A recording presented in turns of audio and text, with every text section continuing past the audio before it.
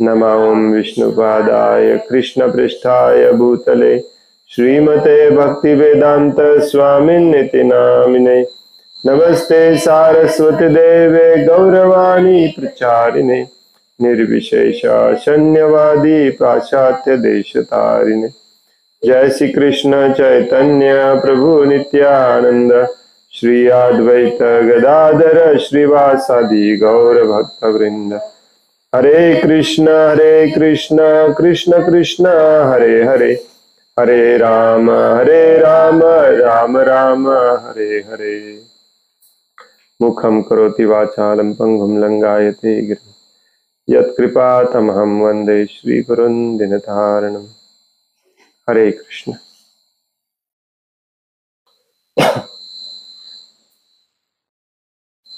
श्रीमद भगवद गीता जशी आहे तशी भाषांतर आणि तात्पर्य कृष्ण कृपामूर्ती श्री श्रीमद AC भक्तिवेदांत स्वामी प्रभुपाद यांच्याद्वारे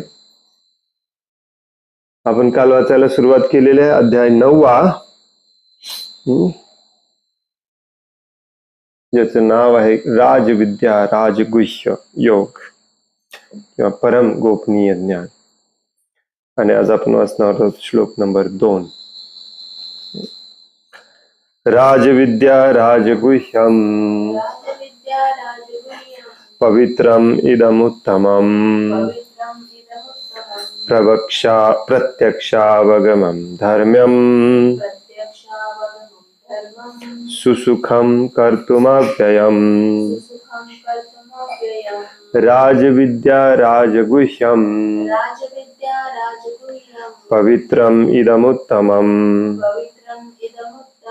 प्रत्यक्षावगमं धर्म्यम् सुसुखं कर्तुमव्ययम्। राजविद्या राजगुह्यम पवित्रम इदमुत्तमम्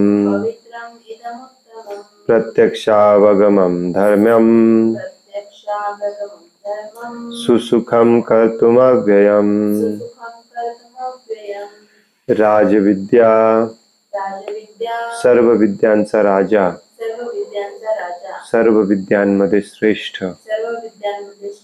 राजगुह्यम सर्व गोपनीय ज्ञानांचा राजा, सर्व गुह्य ज्ञानांमध्ये श्रेष्ठ। पवित्रम अत्यंत पवित्र, इदम हे, उत्तमम दिव्य, प्रत्यक्ष अनुभवाने, अवगमम जानता येणारे, धर्म्यम धर्म, सुसुखम अत्यंत सुखकारक, कर्तुम आचरण्यास, अव्ययम अविनाशी।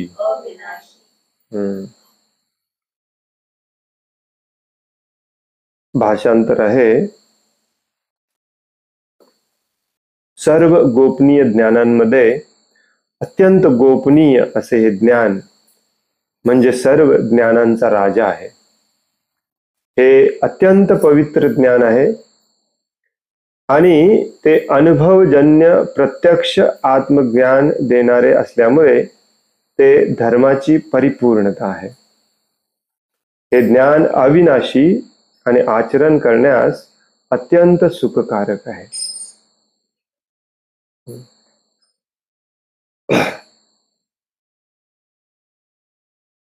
खूप मोठं तात्पर्य आहे याच्यावरती, कारण भगवान श्रीकृष्ण अत्यंत महत्वाचे पॉइंट्स याच्यामध्ये दिलेले आहेत। आणि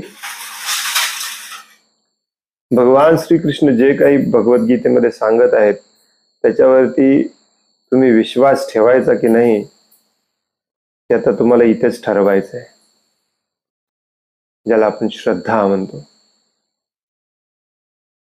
भगवान सांगतात, हे जे मी ज्ञान तुला आता देणार आहे सर्वश्रेष्ठ ज्ञान आहे, सर्व ज्ञानांचा राजा, सर्व विद्यांमध्ये ज्ञानामध्ये सगळ्यात श्रेष्ठ ज्ञान।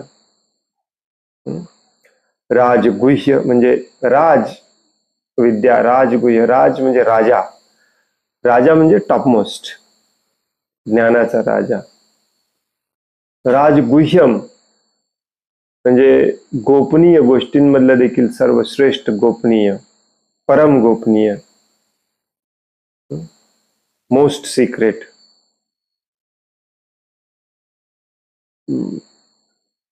त्यानंतर म्हणतात पवित्रम, त्याच्या इतकं पवित्र ज्ञान नाही, अत्यंत पवित्र.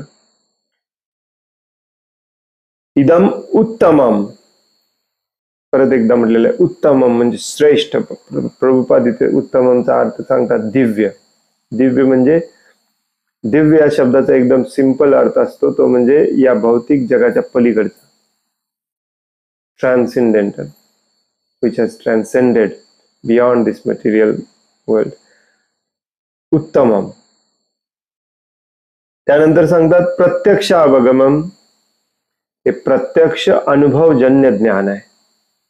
म्हणजे रोजच्या जीवनामध्ये तुम्ही याचा इमिजिएटली उद्यापासून किंवा आजपासून आचरणात आणायला सुरुवात करू शकता. प्रत्यक्ष अनुभव घेण्यासारखं हे ज्ञान आहे. हे तुम्ही स्वतः घेतलेलं ज्ञान आचरणात स्वतः तुम्ही आणायचं, दुसऱ्याकडे बघायचं नाही, आणि त्यातला अनुभव स्वतः घ्यायचा आणि ठरवायचं की हे औषध माझ्यासाठी आहे की नाही. भगवान श्रीकृष्ण जे काही सांगणार आहेत त्याच्यावर विश्वास ठेवायचा की नाही. श्रद्धा किंवा विश्वास उत्पन्न करायची आणि ती दृढ करायची ही पद्धती असते. प्रत्यक्षावगमम ही पद्धती असते.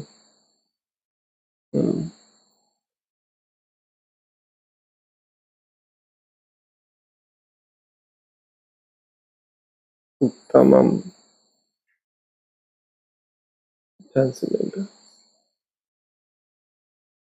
आपण एखाद्या डॉक्टरकडे जातो, त्याच्याकडून औषध घ्यायचं असेल तर आपला त्याच्यावरती विश्वास असला पाहिजे, श्रद्धा असली पाहिजे. मग बऱ्याचदा आपण चौकशी करतो की हा बेस्ट आहे का, बेस्ट मधला बेस्ट आहे का, आणि नंतर जाऊन आपण स्वतः जाऊन अनुभव देखील घेतो, प्रत्यक्ष अवगमम. आणि त्यातून जर आपल्याला आनंद मिळाला, सुख मिळालं, तर आपण त्याच्यावरती विश्वास ठेवतो. भगवान तिथे सांगतात की हे मी तुला आता बेस्ट मधलं बेस्ट ज्ञान देणार आहे, त्याचा अनुभव तुला स्वतः घ्यायचा आहे, कारण हे अनुभवजन्य ज्ञान आहे. प्रत्यक्ष अवगम म्हणजे अनुभवजन्य म्हणजे काय, अनुभव घेण्यासारखं ज्ञान आहे. उगी हवेत सोडलेलं बाण नाही, ऐकायचं आणि सोडून द्यायचं. आणि हे परिपूर्ण धर्म आहे. आणि सगळ्यात महत्वाचा गोष्ट सांगतात ते म्हणजे सुसुखम कर्तुमव्ययम. सुसुखम कर्तुमव्ययम म्हणजे याच्यामध्ये प्रचंड प्रमाणामध्ये तुम्ही सुखी होणार आहे. सु, संस्कृत मध्ये सु हा शब्द, सु हा अक्षर का शब्द म्हणजे शब्द. जेव्हा जेव्हा एखाद्या शब्दाला जोडलं जातं तेव्हा तेव्हा त्या शब्दाचा प्रचंड प्रमाणामध्ये असा अर्थ होतो, कल्पना करू शकत नाही एवढं सुख. सुसुखम कर्तुमव्ययम. कर्तुमव्ययम म्हणजे आचरण करण्यासाठी एकदम सुखकारक आहे, आणि अव्ययम म्हणजे अविनाशी आहे. हे ज्ञान कधीच नष्ट होणार नाही. कालच्या श्लोकामध्ये देखील भगवंतांनी सांगितलं की मी आता जे तुला सांगणार आहे ते टॉपमोस्ट ज्ञान आहे, गुह्यतमम. आणि तिथे देखील हे सांगितलं की मोक्ष से शुभात, म्हणजे हे ज्ञान जाणून घेतल्यानंतर तो भौतिक अस्तित्वातील सर्व दुःखातून मुक्त होशील. आजच्या या श्लोकामध्ये सांगतात की हे ज्ञान तू जाणून घेतलास, प्रत्यक्ष अनुभवामध्ये आणलास, तर तुझ्या इतकं सुखी कोणी राहणार दिसणार नाही या जगामध्ये. प्रचंड प्रमाणामध्ये सुख मिळणार. आपण जेव्हा प्रत्यक्ष औषध घेतो आणि त्याच्यातून प्रचंड प्रमाणामध्ये सुख मिळतं, मग आपण त्याच्यावरती विश्वास ठेवतो. हे ज्ञान घ्यायची प्रक्रिया पण हीच आहे, जी 4थ्या अध्यायामध्ये भगवान श्रीकृष्ण सांगतात. तद्विधी, विधी म्हणजे ज्ञान घ्यायची विधी काय आहे. तद्विधी प्रणिपातेन परिप्रश्नेन सेवया. एखाद्याला समर्पण करून त्याच्या कडे आपले सगळे संशय डाऊट्स व्यक्त करून त्याची सेवा करून त्याच्याकडून ज्ञान घेतलं पाहिजे. मग आता याच व्यक्तीकडून का ज्ञान घ्यायचं? आणि हे ज्ञान आपण जे घेतोय भक्तिमय सेवेच्या प्रक्रियेचं, प्रोसेसचं, ते खरं आहे कशावरून? बऱ्याच तुमच्यापैकी बऱ्याच जणांच्या मनामध्ये हा डाऊट येत असेल, हो की नाही? साहजिक आहे डाऊट येणे. आणि एक तर आपण श्रेष्ठ आहोत, दुसरं म्हणजे इतके जणांनी फसवून गेलेलं आहे, तर हे कसं याच्यावरती लक्ष द्यायचं? हरे कृष्ण. युट्यूब वरती आवाज कमी येतोय. माईक तर चालू आहे. सुसुखाम, लक्षात घ्या. स्वतः अनुभव घ्यायचा आहे, त्यातलं सुख अनुभवायचं आहे, मग विश्वास ठेवायचा आहे. अर्जुन पण तीच प्रोसेस फॉलो करतोय, आपल्याला पण तीच प्रोसेस फॉलो करायची. इथे ऑर्डर ऑर्डर ओबे ओबे म्हणजे वरिष्ठांनी सांगायचं आणि कनिष्ठांनी ऐकायचं, ही प्रोसेस सांगितलेली नाहीये. कुठली प्रोसेस सांगितलेली आहे? प्रत्यक्षावगमम सुसुखम, प्रत्यक्ष अनुभव घेऊन त्यातला सुख घेऊन त्याच्यावरती विश्वास ठेवायला सांगितलेलं आहे.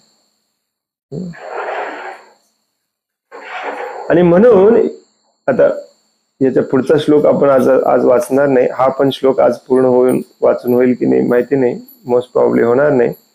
परंतु म्हणून पुढच्या श्लोकामध्ये भगवंत सांगतात की तुमची जर श्रद्धा नसेल माझ्यावरती तर तुम्हाला हे ज्ञान प्राप्त होणार नाही. आणि तुम्हाला जर ते हे ज्ञान प्राप्त झालं नाही तर तुम्ही पुन्हा या भौतिक जगामध्ये जन्म घेणार, परत येणार. तर श्रद्धा खूप महत्वाची असते. श्रद्धा हे भक्तीची पहिली पायरी असते.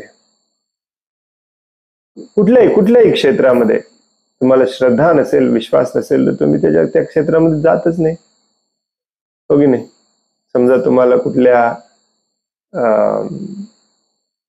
बिझनेस मध्ये इंटरेस्ट आहे किंवा कुठल्या स्पोर्ट्स मध्ये इंटरेस्ट आहे, म्युझिक मध्ये इंटरेस्ट आहे, तर जिथे कुठे श्रद्धा आहे आपली तिथे आपण जाऊन चिटकतो, आपल्याला इथे ज्ञान मिळेल याच्याबद्दल.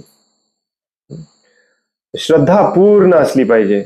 जसं 6व्या अध्यायाच्या शेवटी भगवान श्रीकृष्ण म्हणतात, श्रद्धावान भजते यो माम. श्रद्धावान जसं बलवान, भगवान, श्रद्धावान, त्याच्याकडे परिपूर्ण श्रद्धा आहे. बिलकुल कोणी काय म्हटलं तरी त्याच्या श्रद्धेमध्ये काही फरक पडत नाही. अशी अटळ श्रद्धा भगवंतांवर आपली निर्माण झाली तर भगवंत जे भगवद्गीतेमध्ये सांगतायत ते आपण काटेकोरपणे पालन करणार आहे, तसं हृदयापर्यंत घेणार. नसेल तर म्हणूनच आपण घेत नाही, कारण आपल्याला श्रद्धा नाही. एनिवे, श्रद्धा हा पुढच्या श्लोकाचा विषय आहे, तेव्हा आपण त्याच्यावर चर्चा करूया. आजच्या श्लोकामध्ये सांगितलेले आहे की हे पॅरामीटर्स आहेत श्रद्धेचे. स्वतः अनुभव घ्यायचा आहे, प्रत्यक्षावगमम धर्म्यम सुसुखम, त्यातला आनंद घ्यायचा आहे, मग विश्वास ठेवायचा आहे. तर हे जे भगवद्गीतेचं ज्ञान आहे हे टॉपमोस्ट ज्ञान आहे, टॉपमोस्ट सिक्रेट आहे, पवित्र, अत्यंत पवित्र आहे. अनुभव घेण्यासारखं, प्रत्यक्ष अनुभव घेण्यासारखं ज्ञान आहे. बऱ्याच जणांना वाटतं की भगवद्गीतेचे 4 श्लोक म्हणायचे, आपल्या जीवनामध्ये काहीतरी बदल घडेल. ओम राम ह्रीम स्वाहा, हे मंत्र वेगळे असतात, हे श्लोक वेगळे असतात. वेदांमध्ये मंत्र आणि श्लोक वेगळे केलेले आहेत, त्याला हिम्स म्हणतात. आणि कलियुगामध्ये ते मंत्र म्हणायची आपली पात्रता नाही. त्यामुळे भगवान श्रीकृष्ण जे काही सांगतात भगवद्गीतेमध्ये ते ऐकलं पाहिजे आपण, कारण हेच धर्म आहे. या श्लोकात सांगितलेलं आहे धर्म्यम. भगवान श्रीकृष्ण जे सांगतील, जे बोलतील तेच धर्म असतो. उद्या त्यांनी सकाळी बदललं तरी तोच धर्म असतो. भगवंत जे सांगतात त्यालाच धर्म म्हणतात, एक लक्षात ठेवा. म्हणून इथे म्हटलेलं आहे प्रत्यक्षावगमम धर्म्यम, धर्माची परिपूर्णता आहे. आणि सुसुखम कर्तुमव्ययम, आहे की नाही इंटरेस्टिंग? तात्पर्य कृष्ण कृपामूर्ती श्री श्रीमद ऐसी भक्ती वेदांत स्वामी प्रभुपाद यांच्याद्वारे भगवद्गीतेच्या या अध्यायाला राजविद्या, सर्व विद्यांचा राजा असे म्हणण्यात आले आहे. कारण हा अध्याय म्हणजे पूर्वी सांगितलेल्या सर्व सिद्धांतांचे आणि तत्वज्ञानांचे सार आहे.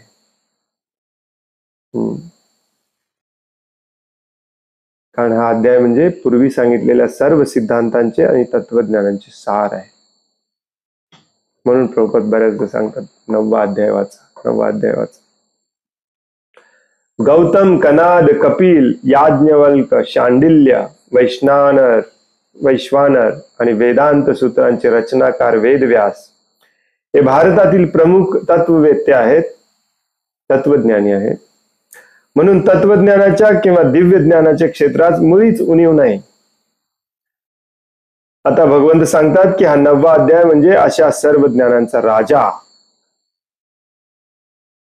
आणि निरनिराळ्या तत्वज्ञानाच्या आणि वेदांच्या अध्ययनाद्वारे प्राप्त होणाऱ्या ज्ञानाचे सार आहे.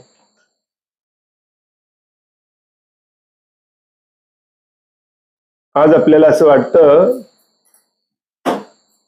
की भारता इतका दरिद्र आणि भ्रष्ट, बोगस, जगण्याला बिलकुल लायक नसलेला देश जगात कुठेच नाही. वाटते की नाही? बऱ्याच लोकांना वाटतं असं. ऍक्च्युअली तुम्हाला वाटत नसेल कदाचित. याच वर्षी एका सर्वेनुसार देश सोडून जाण्यामध्ये भारत 1 नंबरला आहे. जगभरामध्ये वेगवेगळ्या कॅटेगरीमध्ये देशांची तुलना केली जाते की जगात सगळ्यात जास्त जीडीपी कुठल्या देशाचा आहे? अमेरिकेचा आहे. जगात सगळ्यात जास्त टेक्नॉलॉजी कुठल्या देशाकडे आहे? जपानकडे आहे. सगळ्यात जास्त नैसर्गिक सुखसुविधा, संपत्ती कोणाकडे आहे? तर ती साऊथ अमेरिकेतल्या ब्राझील वगैरे सारख्या देशांमध्ये, आफ्रिकेमध्ये वगैरे आहे. तर सगळ्यात टॉपला भ्रष्टाचारी देश कुठला आहे? त्याच्यामध्ये टॉप 10 मध्ये येतो भारत आपला. टॉप 1 नाही आहे सुदैवाने, पण टॉप 10 मध्ये येतो. सगळ्यात जास्त प्रदूषण कुठल्या देशामध्ये आहे? त्याच्यामध्ये लंग कॅन्सर होतं, श्वास घेता येत नाही. त्याच्यामध्ये मात्र भारत टॉपला आहे, नंबर 1 ला आहे. आणि तसाच आता एक सर्वे रिसेंटली केला होता, तो म्हणजे या देशात मला राहायचं नाही म्हणून लोक देश सोडून जातात सगळ्यात जास्त कुठल्या देशातले, तर त्याच्यामध्ये पण भारत सगळ्यात टॉपला 1 नंबरला आहे. जेवढे श्रीमंत लोक आहेत, जेवढे हुशार लोक आहेत, त्यांना भारतात राहायचं नाही. का? कारण हे पोल्युशन मध्ये टॉपला आहे, भ्रष्टाचारामध्ये टॉपला आहे. हे राहण्यासारखं काही राहिलेलंच नाही आहे इथे, हो की नाही? आणि ही दुर्दशा आपली केली ती ब्रिटिशांनी. ऑफकोर्स आपण पण त्याला कारणीभूत आहोत. आपले भ्रष्ट नेते, राजकीय पक्ष, सरकार, हे सगळं कारणीभूत आहे त्याला. परंतु मेन कारण आहे हे पाश्चात्य संस्कृती आणि पाश्चात्य संस्कृतीचा प्रभाव. मुस्लिम वगैरे कारण नाही आहे बरं का. अमेरिका, युरोप इथले लोक आपल्याला ग्रेट वाटतात. आणि आता मी येतोय मुद्द्याकडे. तुम्ही म्हणत असाल की कुठला मुद्दा तुम्ही सांगायला लागलाय. आता भारतामध्ये असे बरेच हुशार, विद्वान लोक आहेत, त्यांना युरोप आणि अमेरिकेतले तत्वज्ञानी पण आवडतात, भारतातले तत्वज्ञानी पण आवडत नाही. Marks, what is it? Marx and Freud. What is Freud is ना? Freud. J.D. Peterson.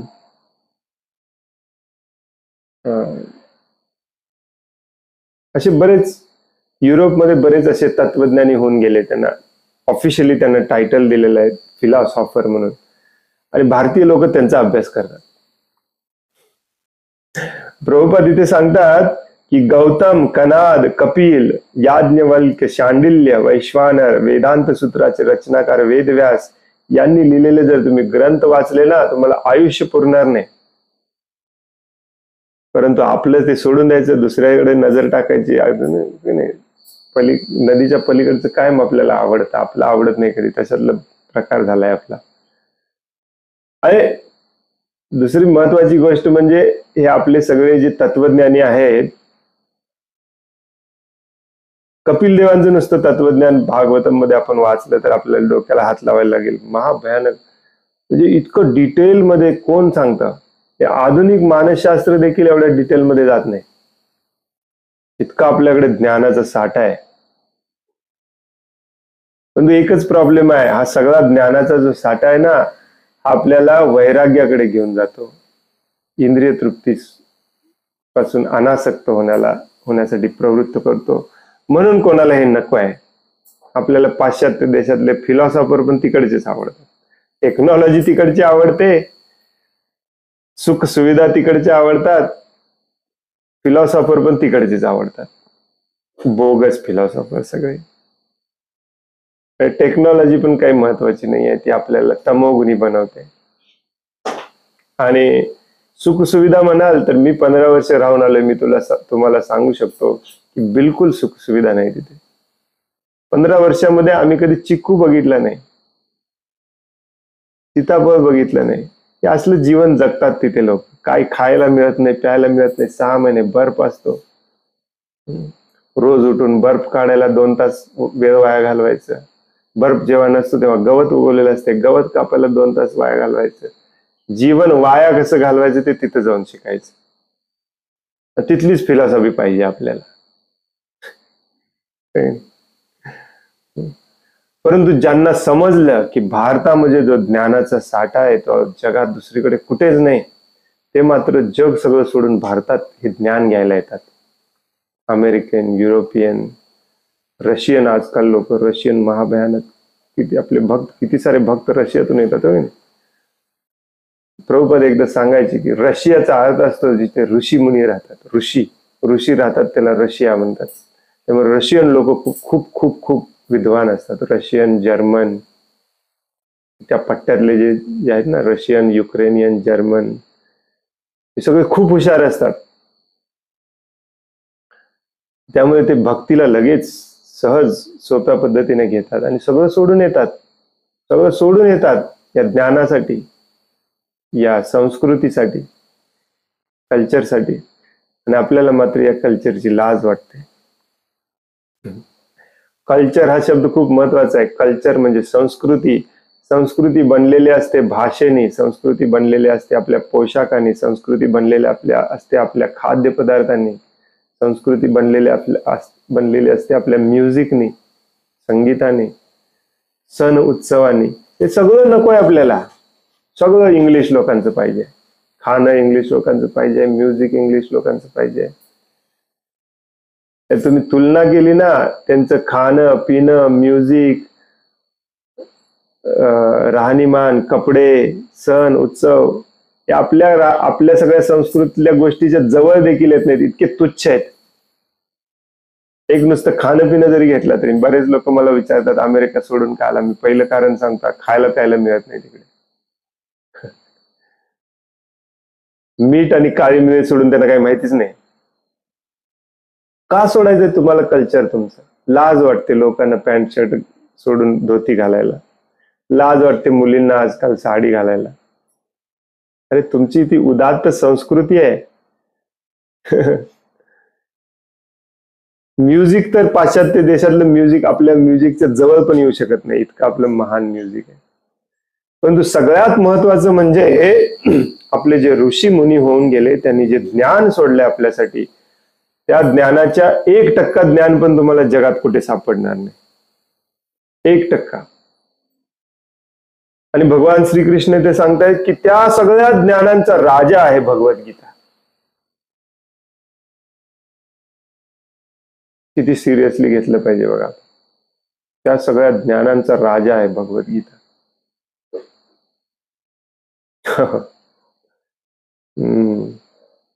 अरे जे तुमच्याकडे चांगलं आहे ते विका ना. मेड इन इंडिया नाही, काय मेक इन इंडिया. काय मेक इन इंडिया? आपला निसर्ग, आपली नैसर्गिक संपत्ती, वाया घालवायची आणि कागदाच्या बदल्यात दुसऱ्या देशाला द्यायची. दिस इज मेक इन इंडिया. अरे तुमची खरी संपत्ती आहे हे ज्ञान, तुमची खरी संपत्ती आहे भगवद्गीता, श्रीमद भागवतम. हे द्या बाहेरच्या देशांना तुम्ही. त्याचं पहिल्यांदा तुम्ही पालन करा आणि मग बाहेरच्या देशांना द्या, कारण हे सुसुखम आहे. का तुम्ही पाश्चात्य देशाच्या टेक्नॉलॉजीच्या मागे लागलाय? कारण सुख मिळवायला ना, दुसरं काय कारण आहे? माणूस सुख मिळवायलाच सगळं करत असतो. परंतु दिव्य सुख, सुसुखम, हे या ज्ञानात आहे. हे आपल्यालाच पटलेलं नाही अजून, म्हणून आपण हेच अभ्यास करत नाही. सोबत किती छान सांगतात बघा. हे महान तत्वज्ञानी होऊन गेले भारतामध्ये, यांची नावं पण आपल्याला माहिती नाहीत. चार्ली चॅपलिनचं तत्वज्ञान माहिती आहे आपल्याला. व्हॉट्सअप, फेसबुक वरती आपण शेअर करत बसतो चार्ली चॅपलिनचं तत्वज्ञान. म्हणून या तत्वज्ञानाच्या आणि दिव्य ज्ञानाच्या क्षेत्रात मुळीच उणीव नाही. निराळ्या तत्वज्ञानाच्या आणि वेदांच्या अध्ययनाद्वारे प्राप्त होणाऱ्या ज्ञानाचे हे सार आहे. हे दिव्य ज्ञान अत्यंत गोपनीय आहे, कारण गुह्य किंवा दिव्य ज्ञान म्हणजे आत्मा आणि शरीर यांच्यातील भेद जाणणे होय. आणि या सर्व गुह्य ज्ञानाची परिणती भक्तीमध्ये होते. परिणती म्हणजे शेवट, क्लायमॅक्स. आणि हेच तर लोकांना नको असतं, म्हणून तर याच्याकडे आपण दुर्लक्ष करतो. कारण भक्ती म्हणजे सेवा. भक्तीची व्याख्या वेगवेगळ्या पद्धतीने दिली जाते, परंतु भक्ती हा शब्दच आलेला आहे भजण्यापासून. भज, संस्कृत मध्ये भज म्हणजे सेवा करणे. भज धातू सकाळी मी ऐकत होतो. जसं शिष्य हा शश धातू पासून आलेला आहे. शश म्हणजे शासन करून घेणारा असतो तो शिष्य, तसं जो सेवा करतो तो भक्त. जो भजतो म्हणजे सेवा करतो तो भक्त. सेवा करायला आपल्याला नको आहे, आपल्याला सेवा पाहिजे, म्हणून तर आपल्याला याच्यामध्ये इंटरेस्ट नाही. आणि म्हणून तर हे गोपनीय ज्ञान आहे, सिक्रेटिव्ह ज्ञान आहे, कारण लोकांना कळतच नाही लवकर. परंतु ज्ञान किती सिंपल आहे बघा. प्रभुपाद या भगवद्गीतेमध्ये कित्येक ठिकाणी लिहितात की हे ज्ञान फक्त एका वाक्यात आहे. काय? आत्मा आणि शरीर यांच्यातला फरक समजणे. हेच ज्ञान आहे, ज्ञानाचा राजा आहे, परम गोपनीय आहे. सामान्यतः लोकांना या गुह्य ज्ञानाचे शिक्षण नसते. त्यांचे शिक्षण बाह्यातकारी ज्ञानापुरते मर्यादित असते. सामान्य शिक्षणासंबंधी सांगायचे झाल्यास त्यामध्ये राजकारण, समाजशास्त्र, भौतिक विज्ञान, रसायनशास्त्र, गणितशास्त्र, खगोलशास्त्र, तांत्रिक शिक्षण म्हणजे टेक्नॉलॉजी, आणि इंजिनिअरिंग, अभियांत्रिकी इत्यादी अनेक प्रकारच्या विभागांचा समावेश असतो. पूर्ण जगभर ज्ञानाचे अनेक विभाग आहेत. अनेक मोठी मोठी विद्यालये आहेत, विद्यापीठ आहेत, महाविद्यालय आहेत. परंतु दुर्दैवाने आत्मतत्वाचे विज्ञान शिकवण्यासाठी एकही शैक्षणिक संस्था किंवा विश्वविद्यालय नाही. तरीही आत्मा हा शरीराचा महत्वपूर्ण भाग आहे. आत्म्याच्या उपस्थितीशिवाय शरीराच्या अस्तित्वाला मुळीच अर्थ नाही. असे असूनही आत्म्याला महत्व न देता शारीरिक गरजा भागवण्याला लोक अधिक महत्व देतात.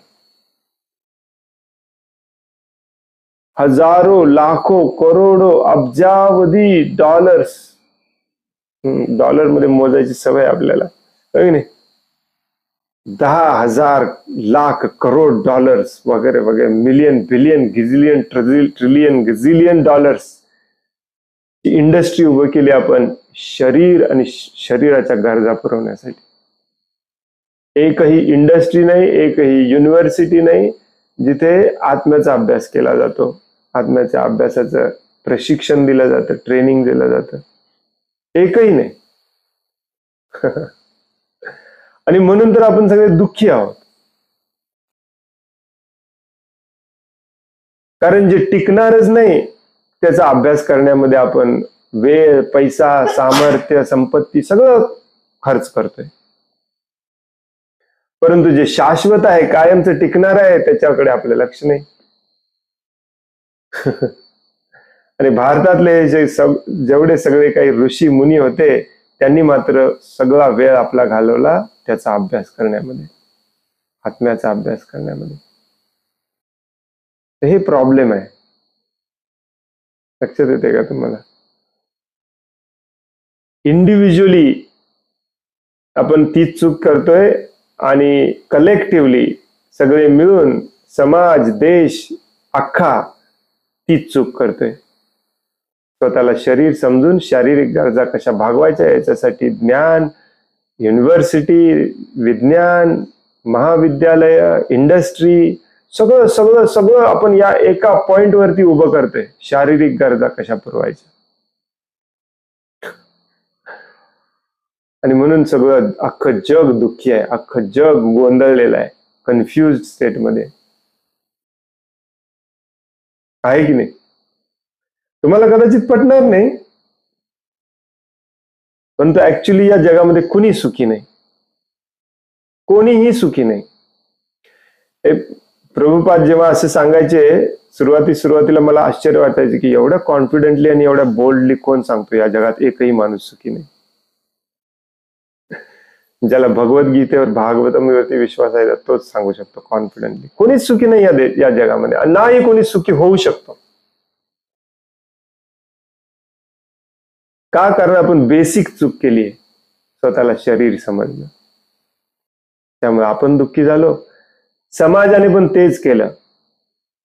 शारीरिक संकल्पना आणि शारीरिक गरजा पुरवण्यासाठीच आरोग्य व्यवस्था, शैक्षणिक व्यवस्था, राजकीय व्यवस्था, हे सगळे जेवढे सिस्टीम बनवलेत ना, सरकारमध्ये डिपार्टमेंट्स आहेत, ते सगळे department, agricultural department, irrigation department, हे डिपार्टमेंट, ते डिपार्टमेंट, हे सगळे डिपार्टमेंट एका बेसिक चुकीवरती आधारित आहेत की आपण शरीर आहोत.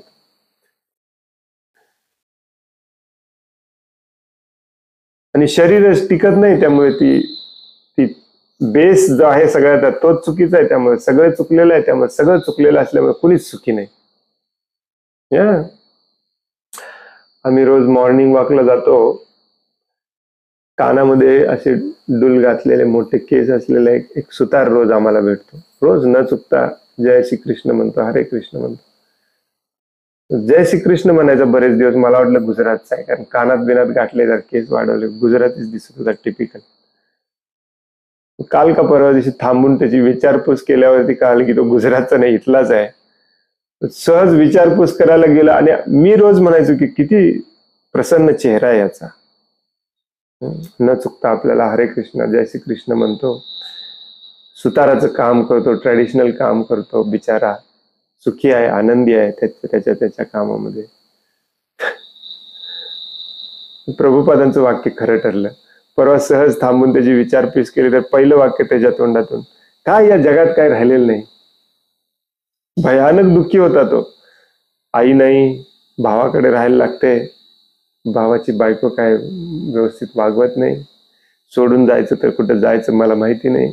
पहिल्या भेटीमध्ये तो मला असलं सगळं सांगत होता. मी काही एक शब्द विचारलं, कुठे राहता तुम्ही?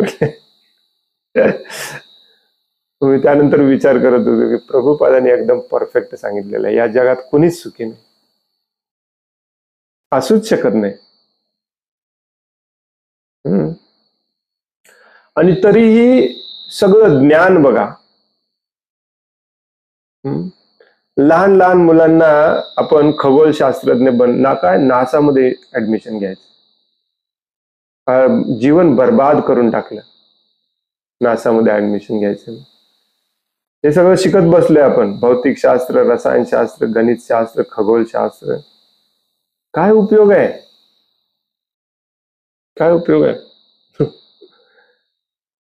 आज मी प्रभुपादांचं एक भाषा हे थोडं ट्रान्सलेशन आमच्या प्रभूजींनी केलेलं रिव्ह्यू करत होतो. प्रभुपाद इतके छान सांगतात. एक भक्त येऊन वाद घालत होता प्रभुपादांची. प्रभुपाद म्हणत होते याचा काहीच उपयोग नाही, युजलेस आहे सगळं, शरीराला सजवायचं ज्ञान आहे सगळं. प्रभुपाद सांगत असतात शरीराला सजवायचं ज्ञान आहे. तो म्हणतो की खूप छान म्हणतो तो. पाश्चात्य देशातले लोक ना प्रभुपादांची खूप छान संवाद करायचे. हे असले प्रश्न आपल्याला पडले पाहिजेत, परंतु आपल्याला इंद्रिय तृप्तीमध्ये इतके अडकलोय आपण आपल्याला यातून बाहेरच पडायचं नाही. तो व्यक्ती म्हणाला, स्वामीजी, परंतु ज्यांचा या इंद्रियांवर आणि शरीरावर विश्वास आहे ते रनिंग बिनिंग करतात, व्यायाम करतात, धष्टपुष्ट निरोगी स्ट्रॉंग बलवान असतात, परंतु आध्यात्मिक लोक मी बघितले मिळमिळीत निरोगी कायम आजारी असतात, किडमिडीत असतात, अंगात त्राण नसते, बल नसते. म्हणजे मला तर भौतिक चांगलं वाटतं.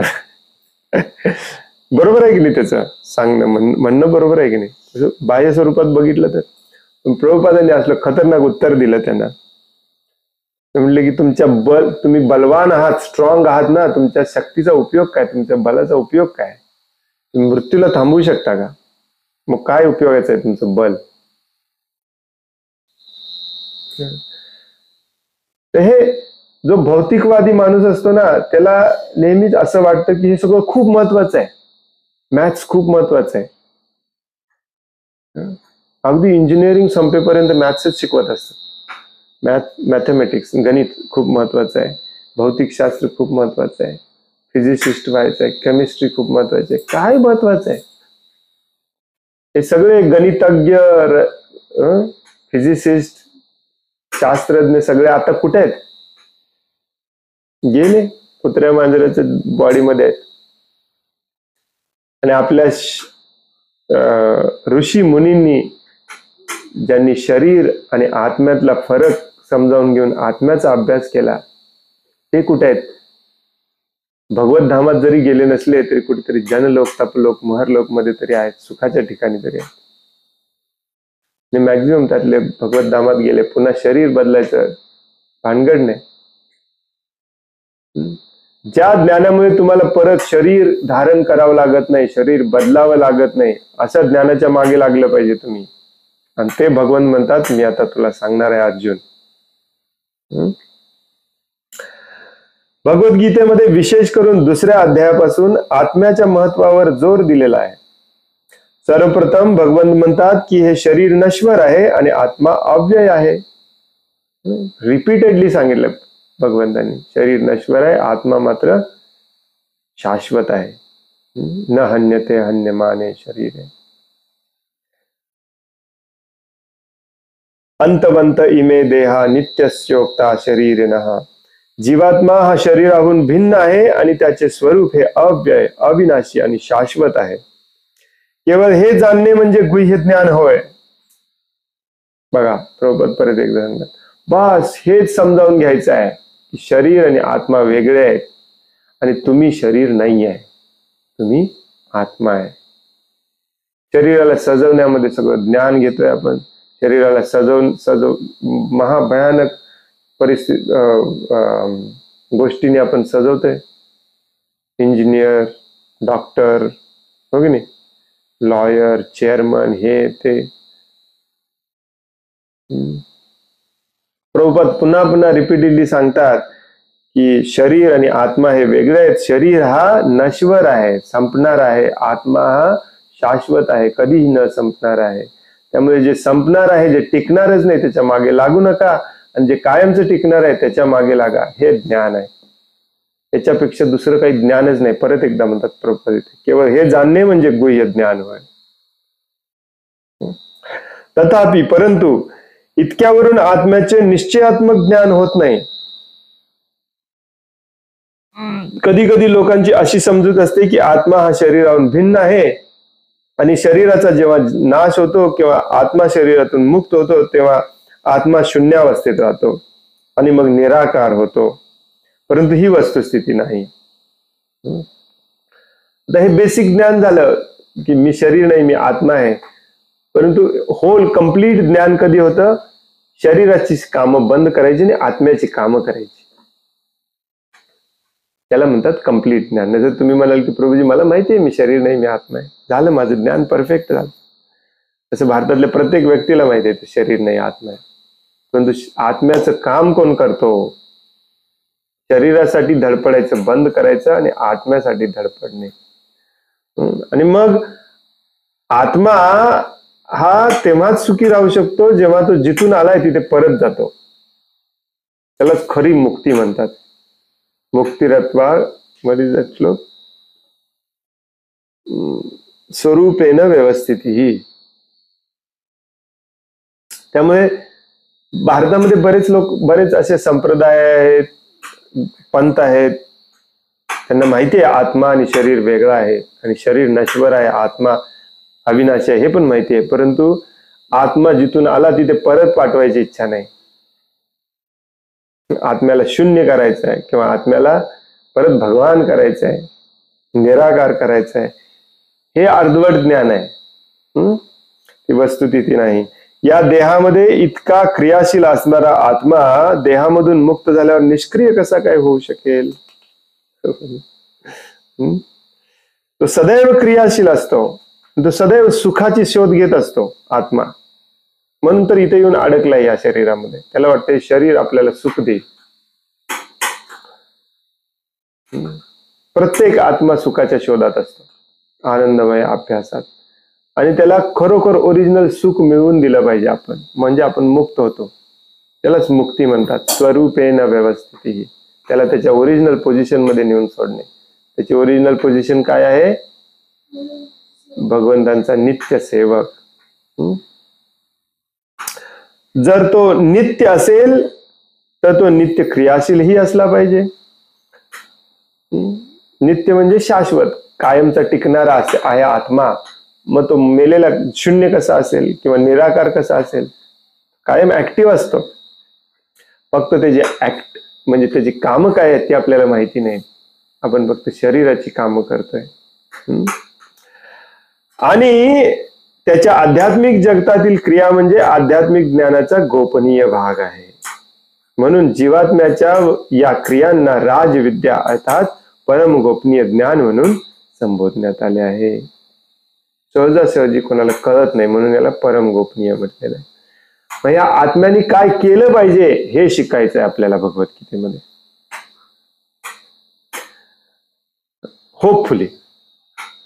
होपफुली म्हणजे होपफुली तुम्हा सगळ्यांना एवढ्यावरती तरी विश्वास आहे की आपण शरीर नाही, आपण आत्मा आहोत. आणि शरीराला महत्व द्यायचं नाही, सगळं महत्व आत्म्याला दिलं पाहिजे.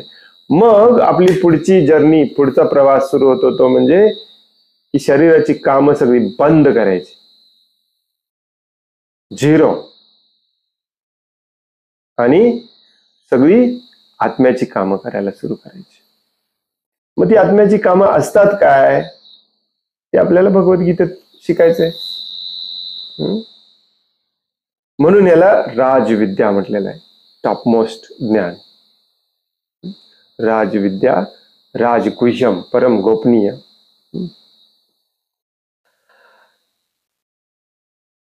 वेदांमध्ये सांगितल्याप्रमाणे हे ज्ञान म्हणजे अत्यंत शुद्ध स्वरूपाच्या सर्व क्रिया आहेत, अत्यंत शुद्ध स्वरूपाच्या. पद्मपुराणात मनुष्याच्या पाप कर्मांचे विश्लेषण करण्यात आले आहे. आणि ही पाप कर्मे म्हणजे पापामागून पाप केल्याची फळे असल्याचे सिद्ध करण्यात आले आहे. जे सकाम कर्म करण्यात मग्न झाले आहेत ते पाप कर्माच्या विविध अवस्थांमध्ये गुंतले जातात. उदाहरणार्थ, जेव्हा झाडाचे बी पेरतात तेव्हा ताबडतोब झाडाची वाढ होत नाही. त्यासाठी काही काळ जावा लागतो. सर्वप्रथम हे एक कोंब फुटलेले लहान रोप असते, त्यानंतर त्याचा वृक्षाचा आकार येतो, मग त्याला फुले फळे लागतात. जेव्हा झाडाची वाढ पूर्ण होते तेव्हा बीजारोपण केलेले लोक त्या फळाफुलांचा उपभोग घेतात.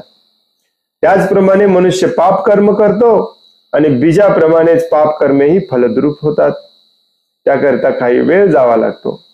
कर्मफलांच्या निरनिराळ्या अवस्था असतात. मनुष्याने पाप कर्म थांबवले असतील आणि त्या पाप कर्मांची फळे भोगणे शिल्लक असू शकते. काही पापे बीज रूपामध्ये असतात तर काही पापे पूर्वीच फलद्रूप झालेली असतात व दुःख आणि वेदना यांच्या रूपामध्ये आपण त्यांना भोगत असतो.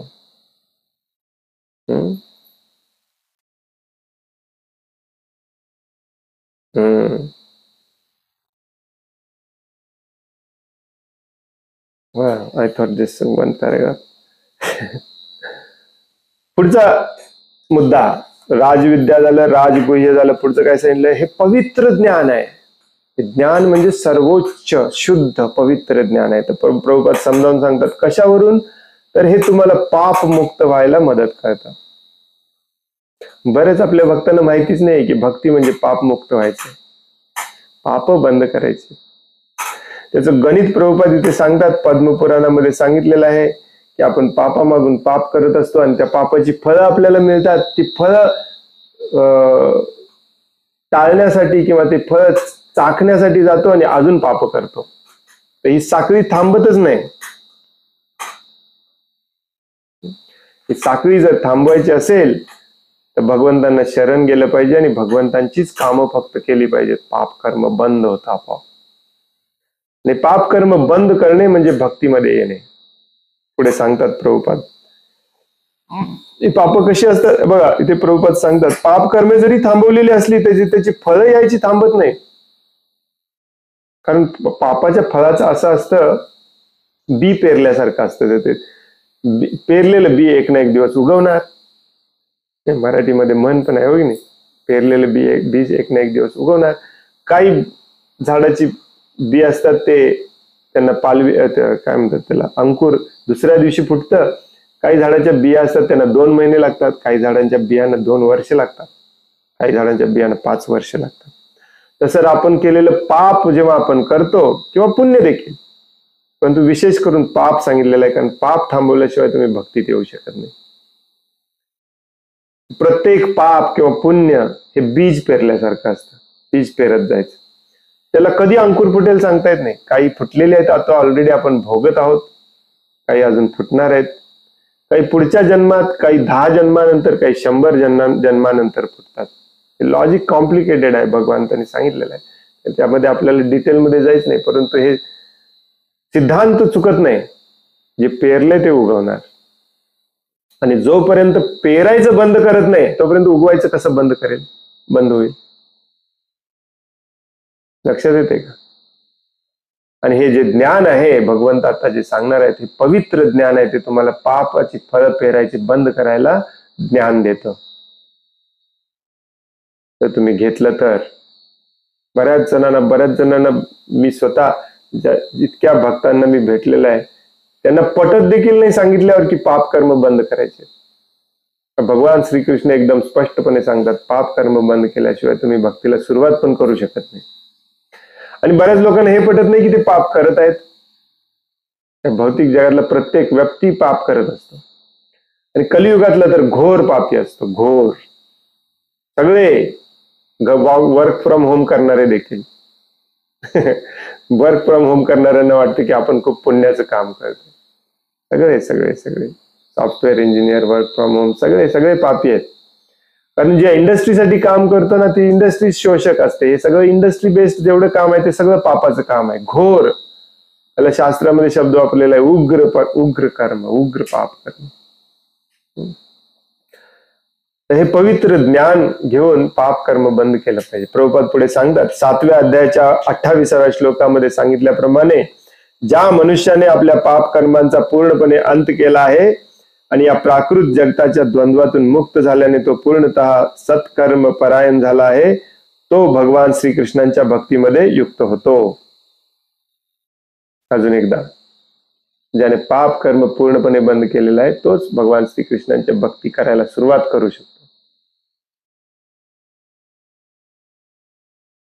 प्रभूजी, या जन्मात तर काही पाप कर्म बंद होणार नाही, मग राहू दे भक्ती, पुढच्या जन्मात बघूया. हे चान्स घेऊ नका. याच्यासाठी हे भीती घातली नाही आहे तुम्हाला, हे प्रोत्साहन देण्यासाठी सांगितलेलं आहे की सिरियस व्हा आणि पाप कर्म बंद करा. कारण पापाची फळं महाभयानक असतात. मला आता वाटतंय, एकदा महाभयानक रोग झाला किंवा महाभयानक अशा शरीरामध्ये तुम्हाला जन्म दिला ना, मग तुमच्या लक्षात येईल, अरे करायला नको पाहिजे तो पाप. भरत महाराज चुकून हरीण झाले तर एवढा पश्चाताप करत होते, का एक चूक केली मी, का पुन्हा जन्म घ्यावा लागला. तो विचार करा, पशु योनीमध्ये अगदी नीच मलातल्या किड्यासारखं वगैरे शरीर मिळालं तर काय अवस्था होणार आहे आपली. दुःखच दुःख आहे. आणि नुसतं जन्म नाही, नरकात देऊन तुम्हाला शिक्षा दिली जाते ती वेगळीच. त्यामुळे सिरियस झालं पाहिजे आपण. पाप कर्म शास्त्र सांगतं, भगवान श्रीकृष्ण सांगतात 7व्या अध्यायाच्या 28व्या श्लोकात, पाप कर्म बंद केल्याशिवाय तुम्ही माझे भक्त होऊ शकत नाही, माझी भक्तिमय सेवा करू शकत नाही, आणि माझे भक्त झाल्याशिवाय, माझी भक्तिमय सेवा केल्याशिवाय तुम्ही दुःखातून मुक्त होऊ शकत नाही. उद्या सकाळी उठल्या उठल्या पाप कर्म बंद केली पाहिजे. उद्या सकाळी टू लेट. आत्ता या क्षणापासून पाप कर्म बंद केले पाहिजे. मग प्रभूजी खूप त्रास सहन करावा लागेल, त्यालाच तपस्या म्हणतात. पगार कमी मिळेल, पैसे पुरणार नाहीत, खायला तो बहुतेक मिळणार नाही, त्यालाच तपस्या म्हणतात. पण हे पगार पाहिजे, ऐशो आराम पाहिजे, घरात फर्निचर पाहिजे, 2 BHK पाहिजे, गाडी पाहिजे, माझ्यासाठी नाही प्रभूजी, कुटुंबासाठी. या कारणासाठीच तर माणूस पाप करतो. महान तत्वज्ञानी भगवान कपिल देव श्रीमद भागवतमच्या 3ऱ्या स्कंदामध्ये सांगतात, पहिली चूक करतो म्हणजे कुटुंब निर्माण करतो कलत्रादिशू, आणि मग त्या कुटुंबासाठी पाप कर्म करतो. सगळ्यात जास्त पाप कर्म गृहस्थ करतो, कारण त्याला कमवा 10 पोट भरायचे असतात. हे सगळं सोडणे कितीही त्रास झाला तरी त्यालाच म्हणतात तपो दिव्य पुत्र कायेन सत्वम. त्याच्यामध्ये परम आनंद मिळणार आहे आपल्याला, जसं भगवान श्रीकृष्णाने पण या श्लोकात सांगितलंय, सुसुखम. नाही, तपो दिव्य पुत्र कायेन सत्वम तस्मात शुद्धेत ब्रह्म सौख्यम त्वनंतम. ब्रह्म सुख मिळणार आहे. ही तपस्या ना फक्त माणूसच करू शकतो, दुसरं कोणी नाही करू शकत. माणसाचा शरीरच तुम्हाला दिलेलं आहे तपस्येसाठी, परंतु तुम्हाला तपस्या करे. परंतु प्रभूजी लगेच सुरू होतं, परंतु प्रभूजी काय करायचं, सवय झाले स्प्लेंडरची, हप्ते तर भरायला लागतात, करा पाप, अजून 4 पाप करा. काही काही आपले भक्त लोक खूप हुशार असतात, नाही प्रभूजी तसं नाही, मी माझी स्प्लेंडर आहे ना फक्त भगवंतांच्या सेवेमध्ये वापरतो. त्यामुळे प्रभुपादांनी सांगितले चालते. भगवान श्रीकृष्णांनी सांगितले 7व्या अध्यायाच्या 28व्या श्लोकात, चालत नाही. तुम्ही ठरवायचं चालतंय की नाही ते.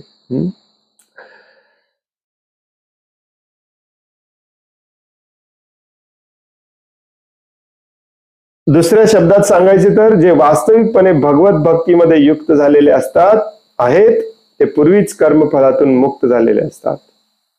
या विधानाला पद्मपुराणात देखील पुष्टी देण्यात आली आहे. अप्रारब्ध फलम पापम कूटम बीजम फलोन्मुखम क्रमेणैव प्रलीयेत विष्णु भक्तिरात्मनाम. जे भगवत भक्तीमध्ये युक्त झाले आहेत त्यांची सर्व कर्मफले, मग ती फलोन्मुख असोत किंवा बीज रूपामध्ये असोत, हळूहळू नष्ट होतात. भक्तीची शुद्ध करण्याची शक्ती अत्यंत प्रभावी आहे, म्हणून तिला पवित्रम उत्तमम असे म्हटलेलं आहे या श्लोकामध्ये. पवित्रम उत्तमम. उत्तम म्हणजे दिव्य, तमस म्हणजे भौतिक जग, अंधकार, तसेच उत्तम म्हणजे प्राकृत कर्माच्या पलीकडे जे आहे ते. कधी कधी भक्त हे साधारण मनुष्याप्रमाणेच कर्म करीत असल्याचे दिसत असले तरी भक्तियुक्त कर्मांना प्राकृत कधीच समजू नये. ज्याला खरीखुरी दृष्टी आहे आणि जो भक्तीशी परिचित आहे, भक्तिमय सेवेची परिचित आहे, तो जाणू शकतो की भक्ताचे कर्म म्हणजे प्राकृत कर्म नव्हे, तर ते कर्म म्हणजे प्राकृतिक गुणदोषांच्या पलीकडे आणि आध्यात्मिक व भक्तिमय कर्म असते.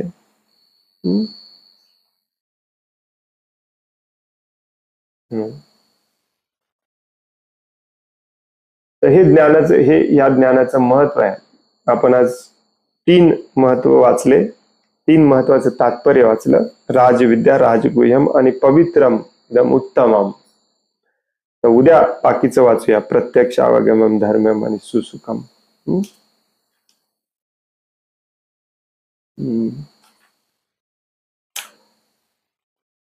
ओके. हरे कृष्ण. कोणाला काही प्रश्न आहे, काही सांगायचं आहे?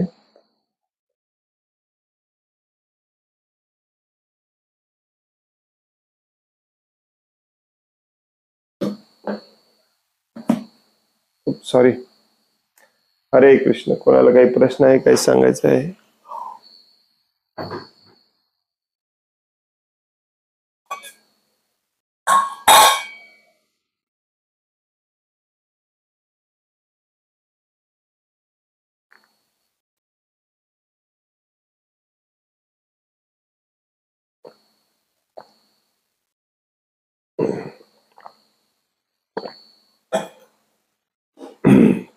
खूप खूप धन्यवाद. पंचाकल्पतरुभ्यश्च कृपा सिंधुभ्य एव च पतितानां पावनेभ्यो वैष्णवेभ्यो नमो नमः. अनंत कोटि वैष्णव वृंद की जय. वैष्णव ठाकुर श्रील प्रभुपाद की जय.